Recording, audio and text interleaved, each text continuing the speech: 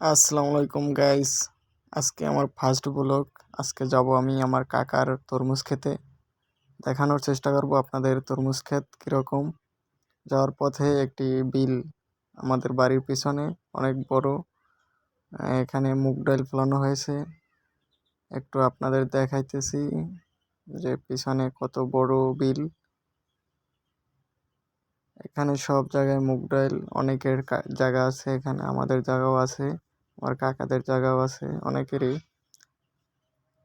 সামনে যাওয়ার পরই দেখলাম আমার এক ভাই মেশিনে স্টার দিতেছে। স্টার দেওয়ার পর পানি নিতে আসে তরমুজ খেতে। সামনে পানি নিয়ে আর তরমুজে খেতে দিতে আসে। দেখুন সামনে যাওয়ার পর এই দেখেন ছোট ছোট তরমুজ গাছ, এর ভিতর দিয়েই পাইপ নিচে, মানে এই ছোট তরমুজ গাছে বেশি পানি দিলে মরে যাবে, তাই পাইপ দিয়া অনেক পানি রাইখা জমাইয়া বালতিতে, তারপরে অল্প অল্প করে গোড়ায় দিতে আসে। বালতিতে জমানো পানি নিয়া ভাবি কলসে কইরা গাছের গোড়ায় অল্প কইরা দিতেছে, জানি বেশি পানি পড়লে গাছ মইরা না যায়, তাই মেপে মেপে অল্প অল্প পানি দিতেছে। অল্প পানি দিলে গাছের ক্ষতি হবে না, তাই অল্প কইরা দিতেছে। এ সাইডে দেখতেছি আমার এক ভাই তরমুজ গাছের গোড়া পরিষ্কার করতেছে, অনেক আগাছা হয়েছে, তাই আগাছাগুলো এই দেখুন, এগুলো আগাছা, এগুলো তাই পরিষ্কার করতেছে। এখানে দেখতেছে আমার এক কাকা সার দিতেছে গাছের গোড়ায়। সার দিলে অনেক তাড়াতাড়ি একটু বড় হয়, তাই সার দিতেছে। এখানে আর এক কাকা আমার লিমন গাছই ও পরিষ্কার করতেছে। গাছের গোড়ায় অনেক আগাছা জন্মাইছে, তাই আগাছাগুলো উঠাইতেছে। এই হলো তরমুজের ক্ষেত। দেখুন কত বড় তরমুজ। এটা আর কিছুদিন গেলেই খাবার উপযুক্ত হবে, 15 থেকে 1 মাস বা 20 দিন, আমি শিওর জানি না। এটা খাবার উপযুক্ত কিন্তু হয়ে যাবে। এগুলো লিমন গাছের ক্ষেত। অনেক গাছই তরমুজ এরকম হয়েছে ছোট ছোট। এই মানে সামনে যত যাব ততই দেখব মানে তরমুজের ক্ষেত। আর তরমুজ অনেকগুলোই হয়েছে, লেমন গাছের আছে, তারপরে আমার কাকা কালাম কাজির, তারপরে অনেকেরই আছে, যেগুলো মানে অনেক দূর থেকে মানুষ এসে আমাদের এই নদীর পাড়ে লাগাইছে। যারাদের আমরা চিনি না বা অনেক দূরের, অনেকেই পানি দিছে। এই হলো তরমুজ মানে ক্ষেত। সামনে যত যাব ততই দেখবো খালি তরমুজ। আমাদের এখানে তরমুজ ছাড়া অন্য কোনো কিছু চাষ হয় না, শুধু তরমুজ। বিশাল এলাকা, সবখানে তরমুজ।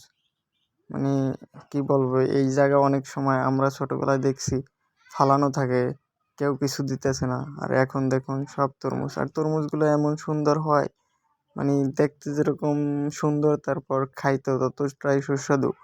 মানে এখানের মাটি অনেক উর্বর, তো মানে চরের মাটি অনেক উর্বর হয়, নদীর চরে এটা, এই জন্য এখানে লাগানো হয়। প্রতিটা গাছে ফল, প্রতিটা গাছে ফল, যে গাছে যাব ওই গাছই দেখবো ফল। মানে কি বলবো, অনেক সুন্দর লাগতেছে আমার দেখা, অনেক ভালো লাগতেছে।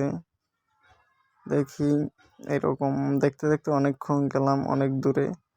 তরমুজ দেখা বাট শেষ হয় না, যেখানে যাই অনেক বড় বড় তরমুজ, মানে অনেক গাছেই অনেকটা বড় বড় হয়েছে।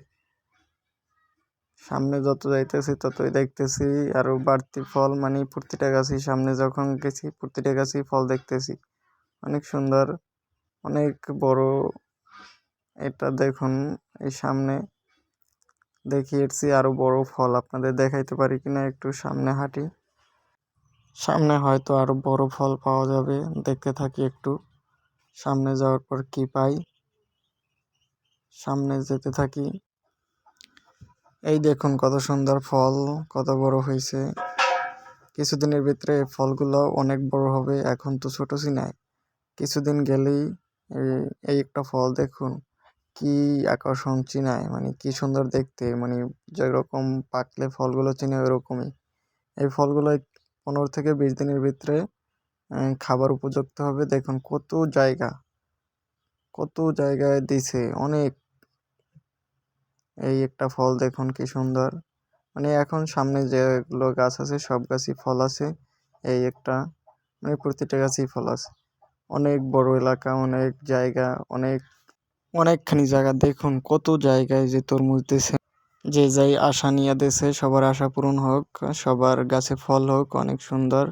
ধন্যবাদ সবাইকে আমার সাথে থাকার জন্য, আমার পুরো ভিডিওটি দেখার জন্য। এভাবেই আপনারা সাপোর্ট করলে আমি অনেক দূর এগিয়ে যাবো। ধন্যবাদ সবাইকে।